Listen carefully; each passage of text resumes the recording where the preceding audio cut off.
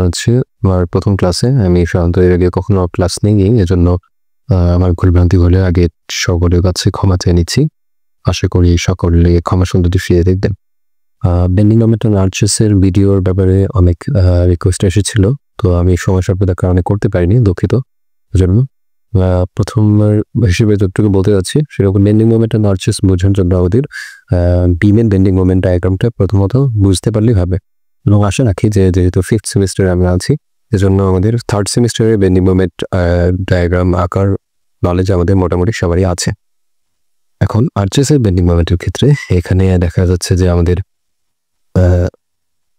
বিভিন্ন ধরনের কেস হতে পারে। প্রথমে আমাদের কিছু অ্যাজাম্পশন এবং কিছু রিকোয়ারমেন্ট আছে। যেমন আর্চেসের বেন্ডিং মোমেন্টের ক্ষেত্রে অবশ্যই মনে রাখতে হবে যে আমাদের বেন্ডিং মোমেন্টটা হবে এর ওপর একটি আর্চের মতো দেখতে একটি প্যারাবোলিক শেপের উপর আমাদের মোমেন্ট ডায়াগ্রাম আঁকতে হবে। এবং আর একটা বিষয় আমাদের যেটা জেনে রাখতে হবে সেটি হচ্ছে যে বেন্ডিং মোমেন্টের আর্চেসের ক্ষেত্রে আমাদের 3টি পয়েন্টে, যেমন এই আমাদের হিঞ্জগুলোতে সবসময় বেন্ডিং মোমেন্ট হবে 0। বাকি পয়েন্টগুলোতে আবার বেন্ডিং মোমেন্ট কোথায় পজিটিভ হবে কোথায় নেগেটিভ হবে এই বিষয়গুলো আমাদের, কোথায় পজিটিভ হবে কোথায় নেগেটিভ হবে এই বিষয়গুলো আমাদেরকে এখান থেকে ক্যালকুলেট করে বের করতে হবে এবং সেটা সে অনুযায়ী শেপ আঁকতে হবে এবং সেই পিকের ভ্যালুটা আমাদের দিতে হবে। ঠিক আছে, তো এই বিষয়টা আমরা মনে রাখলে চলবে আপাতত যে বেন্ডিং মোমেন্টের ডায়াগ্রাম আর্চেসের ক্ষেত্রে একটি আর্চের মতো দেখতে একটি শেপের উপর আঁকতে হয়। এবং এই তিনটা ক্ষেত্রে, তিনটা জায়গায় যেটা লিখে দেওয়া হয়েছে বেন্ডিং মোমেন্ট, তিনটা হিঞ্জের ক্ষেত্রে এই বেন্ডিং মোমেন্ট 0 হয়। এটা হচ্ছে প্রধান দুটো অ্যাজাম্পশন যেটা আমাদের বুঝে রাখতে হবে। তো সিম্পল ওয়েটি আমাদের একটা আমরা পরিচয় নেই যে ডায়াগ্রামটা কেমন হয় এটা বোঝার জন্য। আমাদের যদি একটি পয়েন্ট লোড থাকে কোনো একটি পাশে, তাহলে এটির জন্য আমাদের ডায়াগ্রামটা দেখা যাবে কেমন, ডায়াগ্রামটা ঠিক এরকম শেপের হবে। আর যদি আমাদের বেন্ডিং মোমেন্ট এর উপরে বেন্ডিং মোমেন্ট ইডিএলের ক্ষেত্রে কেমন আসবে, এইরকম এক সাইডে আসবে পজিটিভ, এক সাইডে ঠিক পজিটিভ আসছে, আর সাইড ঠিক নেগেটিভ আসছে। বুঝতে হবে যে আমাদের এই আর্চেস, এই যে আর্চের মতো যে আমি শেপটা নিয়েছি, এই শেপের উপরে পজিটিভ নিচে নেগেটিভ, ঠিক আছে। এবং এই পুরো শেপটা হচ্ছে ডেটাম লাইনের মতো, যেন এর পুরোটা হচ্ছে 0, তাহলে এর উপরে পজিটিভ নিচে হচ্ছে নেগেটিভ। তো তাহলে যতটুকু অংশ এর উপরে থাকছে সেটুকু হচ্ছে পজিটিভ। তো এখানে আমরা লক্ষ্য করতে পারছি যে প্রথম যেখানে পয়েন্ট লোড দেওয়া হয়েছে এই জায়গাটাতে 0, এই জায়গাটাতে 0, এই জায়গাতে 0, কারণ দেখুন হলুদ পয়েন্টের সাথে লাল বেন্ডিং ডায়াগ্রামটা ছেদ করেছে। আর দেখুন এই অংশটুকু উঁচু, এই অংশটুকু ওই ডেটাম লাইন অর্থাৎ হলুদ লাইনের নিচে, অর্থাৎ এটা পজিটিভ এটা নেগেটিভ। ঠিক তেমনইভাবে এখানেও ইউডিএল এর ক্ষেত্রে তো আমরা জানি যে সেকেন্ড ডিগ্রি কার্ভ হয়, ঠিক আছে। একটি ইউডিএল এর ক্ষেত্রে তো সেকেন্ড ডিগ্রি কার্ভ এই সাইডে হয়েছে পজিটিভ, এই সাইডে একটি নেগেটিভ সেকেন্ড ডিগ্রি কার্ভ হয়েছে। আর দুইটা কম্বিনেশনে দেখানো হয়েছে যে একটি পয়েন্ট লোড আছে এবং অর্ধেক ইউডিএল আছে। তো সেই ক্ষেত্রে আমার বাম পাশে একটি ইউডিএল এর জন্য বেন্ডিং মোমেন্ট এসেছে এবং ডান পাশে বাম পাশে পয়েন্ট লোডের জন্য বেন্ডিং মোমেন্ট এসেছে, এরকম স্ট্রেট লাইন, দুইটা স্ট্রেট লাইনের সম্মেলন। আর ডান পাশে আমার কি এসেছে, ডান পাশেও আমার ইউডিএল এর জন্য বেন্ডিং মোমেন্ট এসেছে। ঠিক আছে, তো এইটুকু বিষয় আপাতত বুঝলে চলবে যে বেন্ডিং মোমেন্ট তিনটা হিঞ্জের ক্ষেত্রে 0 হয় এবং এইতে ডেটাম লাইনটা হয় আর্চের মতো প্যারাবোলিক ডেটাম লাইন হয় এবং এই ডেটাম লাইনের উপরে হচ্ছে পজিটিভ, নিচে হচ্ছে নেগেটিভ। এবং সে অনুযায়ী ভিন্ন ভিন্ন লোডিং সিস্টেমের কারণে ভিন্ন ভিন্ন বেন্ডিং ডায়াগ্রাম আসবে। ঠিক আছে, একদম যেরকমটা আমরা বিমের ক্ষেত্রে করে এসেছি ঠিক সেরকমই। তো আসলে একটা প্র্যাকটিস করা যাক। তো একটা প্রবলেম যে আমাদের যেটি 20-21 সেশনে, যদি তো এর আগে একবার 20-21 সেশনে এই ধরনের একটা প্রশ্ন এসেছিল যে 40 মিটার স্প্যানের একটি আর্চ যার ওয়ার মান হচ্ছে বা যেটা ক্রাউনের হাইট হচ্ছে 8 মিটার স্প্রিংিং লাইন হতে, এবং এ সাপোর্ট থেকে 10 মিটার ভিতরের দিকে একটি পয়েন্ট লোড আছে 40 কিলোনিউটনের, এবং ডান পাশের পোর্শনে পুরো একটি 10 কিলোনিউটন পার মিটারের একটি ইউডিএল সাব লোড দেওয়া হয়েছে। তো এরকম একটি ক্ষেত্রে আমাদের বেন্ডিং মোমেন্ট ডায়াগ্রামটা কেমন হবে এটা এসেছিল 20-21 সেশনে। তো সাধারণত আমরা যে বিষয়গুলো ক্যালকুলেট করা দরকার সেগুলো ক্যালকুলেট করে এনেছি। যে রিয়াকশন অ্যাট আর হবে, আর এ হবে হচ্ছে 80 কিলোনিউটন, আর বি হবে 160 কিলোনিউটন, এবং সি পয়েন্টের মোমেন্ট নিয়ে আমরা ভার্টিক্যাল হরিজন্টাল রিঅ্যাকশনও বের করেছি, সেটি হচ্ছে 150 কিলোনিউটন। এটা সহজেই ইজিলি আমরা বের করতে পারি। এখন আমাদের যেটা বের করতে হবে, বাম পাশ থেকে 10 মিটার ভিতরে ওয়াই এলিভেশনটা কত। ওয়াই এটা যদি আমরা ডি পয়েন্ট বলি, এই ডি পয়েন্ট থেকে আমাদের স্প্রিং লাইনটা ডি পয়েন্ট থেকে কতটুকু এলিভেট আছে, তো সেটি আমরা এই আর্চের জেনারেল ইকুয়েশন থেকে বের করতে পারি এবং সেটা থেকে আমরা সলভ করে ওয়াই বের করতে পারি, যে ওয়াই এর মান হয় 6, অর্থাৎ 6 মিটার উপরে আছে। এটা আমাদের সামনে মোমেন্ট বের করতে লাগবে। আচ্ছা, এখন আমাদের যে প্রশ্নটি দেয়া আছে, এই প্রশ্নে আমরা প্রত্যেকটা পয়েন্টে আমরা মোমেন্ট বের করব। গুরুত্বপূর্ণ পয়েন্টগুলো মোমেন্ট বের করে সেটা বেন্ডিং মোমেন্ট ডায়াগ্রামের যেরকম চিত্র আসার কথা বিভিন্ন ধরনের কেসের ক্ষেত্রে, বিভিন্ন ধরনের লোডিং এর ক্ষেত্রে, ওই চিত্র এঁকে গুরুত্বপূর্ণ পয়েন্টগুলোতে আমরা ওই মোমেন্টের মান বসাই দেব। তো ব্যাপারটা আবার বলি যে আমাদের এই ধরনের একটি আর্চের ক্ষেত্রে যেরকম ডায়াগ্রাম আসার কথা, আমরা যেটি একদম প্রথম পেজে দেখে এসেছি, ঠিক সেই ধরনের একটি শেপ আমরা উভয় পাশে আঁকবো। একে বিশেষ পয়েন্টে আমরা বেন্ডিং মোমেন্টের মান বসাই দেব। এতে আমাদের বেন্ডিং মোমেন্ট ডায়াগ্রামটা হয়ে যাবে। এই জন্য আমরা পয়েন্টগুলোতে কোন পয়েন্টে কোন গুরুত্বপূর্ণ পয়েন্টগুলোতে কি মান বেন্ডিং মোমেন্টের, সেই মানগুলো আমরা বের করি। তো প্রথমে আসে এই পয়েন্টে আমাদের মান হচ্ছে 0, যেহেতু এটি হিঞ্জ সাপোর্ট। এরপরে ডি পয়েন্টে আমাদের মোমেন্টের মান আমরা বের করেছি। দেখুন এই বাম পাশের সেকশন নিন, এই 180 এই আর এ, এটি রাইট সাপোর্টে, এটি ক্লকওয়াইজ একটি রোটেশন দিবে, আর 150 কিলোমিটার অর্থাৎ হরিজন্টাল সাপোর্ট, এটি একটি অ্যান্টি ক্লকওয়াইজ রিঅ্যাকশন দিবে, ঠিক না? ব্যাপারটি আসলে আমরা নিজেরা একটু অ্যানালাইসিস করতে বুঝতে পারবো, যদি সরাসরি বুঝতে অসুবিধা হয় দেখে তাহলে নিজেরা একটু আমরা বাম পাশে সেকশন নিয়ে বুঝতে পারবো আশা করি।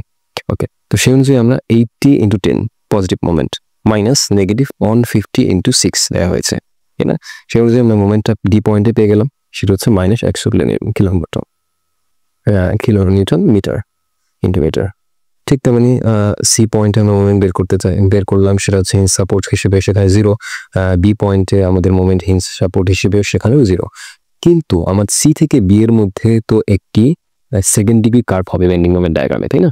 তো সেইটার যে পিক পয়েন্ট থাকবে, হ্যাঁ, এই যে আমি একটু বলে আসি এখান থেকে আবার, যে এই ডান পাশে যদি আমার এখানে যেহেতু ইউটিল আছে, তো এই জন্য এখানে একটি সেকেন্ড ডিগ্রি কার্ভ হবে বেন্ডিং মোমেন্ট ডায়াগ্রামে। তাহলে সেটি পিক পয়েন্ট যেটি, অর্থাৎ বিশেষ পয়েন্ট ম্যাক্সিমাম মোমেন্ট, সেটির মান কত? তো আমরা তো ম্যাক্সিমাম মোমেন্ট বের করা শিখেছি, তো এই জন্য ঠিক একইভাবে আমরা এই সি থেকে বি এর মধ্যে ম্যাক্সিমাম মোমেন্টটা বের করে ফেলবো। তো সি থেকে বি এর মধ্যে ম্যাক্সিমাম মোমেন্ট বের করার জন্য আমরা এখানে পুরো আমাদের আর্টসটা নিয়ে এসেছি। ম্যাক্সিমাম মোমেন্ট বের করার জন্য আমরা ধরলাম যে ডান দিকে সাপোর্ট হতে এক্স প্রাইম ডিস্টেন্সে আর ম্যাক্সিমাম মোমেন্ট আছে। তো সেই অনুযায়ী একটা আমি ওয়াই প্রাইম এলিভেশন পাই স্প্রিং লাইন থেকে আচ্ছা, তো সেইটা আমরা ওয়াই প্রাইমটাও ক্যালকুলেশন করে ফেলতে পারবো। এইভাবে ওয়াই প্রাইমের মান ক্যালকুলেট করে ফেলতে পারি একটি এক্স এর সাপেক্ষে, আবার এক্সও ধরা হয়েছে। তো সেই ক্ষেত্রে সেই প্রেক্ষিতে আমি যে পয়েন্টটাতে, অর্থাৎ ই পয়েন্টে যদি আমার ম্যাক্সিমাম ওয়েট হয়ে থাকে, যেটি এক্স প্রাইম ডিস্টেন্স ভিতরে, সেই পয়েন্টে আমার বেন্ডিং মোমেন্টের ইকুয়েশনটি আসবে, ওটা আমরা করব।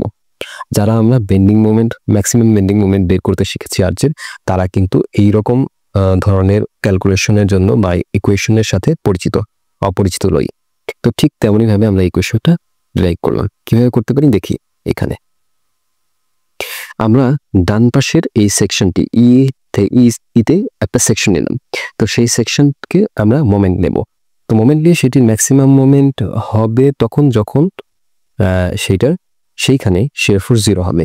তো আমরা সেইটাকে একবার ডিফারেন্সিয়েট করে শিয়ার ফোর্স 0 ধরে নিতে পারবো, তাই না? ডিফারেন্সিয়েট করলেও শিয়ার ফোর্স ইকুয়েশন হবে, তো শিয়ার ফোর্স ইকুয়েশনটাকে 0 ধরতে পারবো। তো যাই হোক, আগে আমরা আসল বেন্ডিং মোমেন্ট ইকুয়েশনটা ডিরাইভ করি এখানে। তো রাইট সেকশন নেওয়া হলো।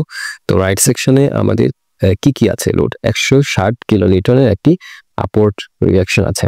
তো আপওয়ার্ড রিঅ্যাকশন, এবং সেটি ই ডিস্টেন্স থেকে কতটুকু দূরত্বে আছে? এই পয়েন্ট থেকে এক্স ডিস্টেন্স, এক্স প্রাইম। তো 160 × এক্স প্রাইম, ঠিক আছে, পজিটিভ মোমেন্ট। যেহেতু আমি অ্যান্টি ক্লকওয়াইজ পজিটিভ ধরে নিয়েছি, ঠিক তেমনি 150 সেটি একটি ক্লকওয়াইজ রিঅ্যাকশন দিচ্ছে, ক্লকওয়াইজ মোমেন্ট তৈরি করবে। সুতরাং 150 × ওয়াই প্রাইম এবং -10 × এক্স, এই পুরোটা হচ্ছে এক্স, 10 × এক্স, এটা লোড, এবং এদের সেন্ট্রয়েডাল ডিস্টেন্স হচ্ছে x/2। তো সংক্ষেপে আমরা লিখতে পারি 10x prime square divide by 2। তো এখানে আমরা y প্রাইমের মানটা বসিয়ে দিলাম, মান বসিয়ে দিয়ে আমরা এরকম একটা ইকুয়েশন পাই। এই ইকুয়েশনটাকে সংক্ষিপ্তকরণ করলেই আমরা 40x prime minus 2x prime square এই ইকুয়েশনটা পেয়ে গেলাম। তো এটি তো আমাদের এই পয়েন্টে বেন্ডিং মোমেন্ট কত হবে এটা আননোন সেইটি। এখন আমি একে যদি একবার ডিফারেন্সিয়েট করলে আমার আসবে 40 মাইনাস 4x প্রাইম। ডিফারেন্সিয়েট করে যে ইকুয়েশনটা পেলাম এটি কিন্তু ওই পয়েন্টে শেয়ার ফোর্সের ইকুয়েশন। তো শেয়ার ফোর্স ওই পয়েন্টে 0 হবে যদি বেন্ডিং মোমেন্ট ম্যাক্সিমাম হয়। এই জন্য আমরা 0 ধরে নিলাম, যেহেতু আমরা ম্যাক্সিমাম বেন্ডিং মোমেন্ট বের করতে চাচ্ছি।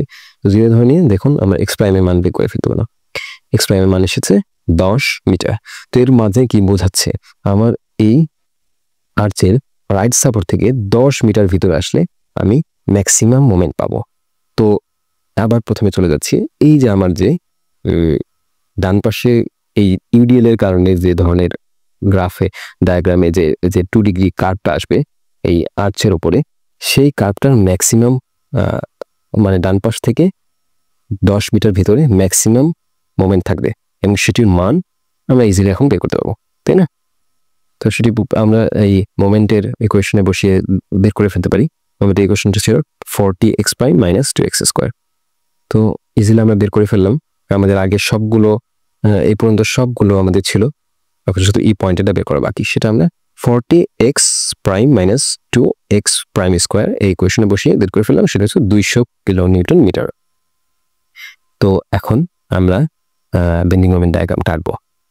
তো এই 40 কিলোনিউটনের জন্য আমার যেহেতু negative 100 kilometre metre bending moment এসেছে, সুতরাং এই এ থেকে সি এর মধ্যে এই যেহেতু এই হলদে লাইনটা আমার ডেটাম লাইন, সুতরাং যেহেতু মাইনাস 100 কিলোমিটার মিটার এসেছে, তাহলে আমার বেন্ডিং মোমেন্টের ম্যাক্সিমাম পয়েন্ট যেটা কোথায় আসবে, এই হলদে লাইনের নিচে না উপরে? অবশ্যই নিচে আসবে, যেহেতু এই হলদে লাইনটা হচ্ছে ডেটাম লাইন, তার নিচে হচ্ছে মাইনাস। তো ঠিক তার মানে আমরা এই পয়েন্টের ঠিক নিচ বরাবর আমরা 100 নিউটন দিলাম, 100 কিলোমিটার মিটার দিলাম এবং সেটাকে দুই দিক থেকে লাইন দিয়ে মিলাই দিলাম। তাহলে বাম পাশের বেন্ডিং মোমেন্ট ডায়াগ্রামটা আমাদের হয়ে গেল। ডান পাশের অংশটা আমরা জানি একটা 2D কার্ভ হবে, তাই না? 2 ডিগ্রি কার্ভ হবে। তো যে লোকেশনে আমাদের 2 ডিগ্রি ম্যাক্সিমাম মোমেন্ট আসবে সেই লোকেশন বরাবর আমরা একটি ডটেড লাইন নিয়ে নিলাম। সেই ডটেড লাইনে আমরা একটি 2 ডিগ্রি কার্ভের পিক রেখে 2 ডিগ্রি কার্ভ আঁকলাম। এখন সেখানে আমরা যেহেতু পজিটিভ 200 কিলোমিটার মিটার এসেছে সেটা বসিয়ে দিলাম। তো এটি হচ্ছে আমাদের ফাইনালি সেই কাঙ্ক্ষিত প্রশ্নের বেন্ডিং মোমেন্ট ডায়াগ্রাম। সবাইকে ধন্যবাদ। আশা করি বুঝাতে পেরেছি। খুব একটা বুঝাতে পেরেছি বলে মনে হয় না যদিও, কিন্তু যদি উপকারে আসে সবাই দোয়া করবেন আমার জন্য।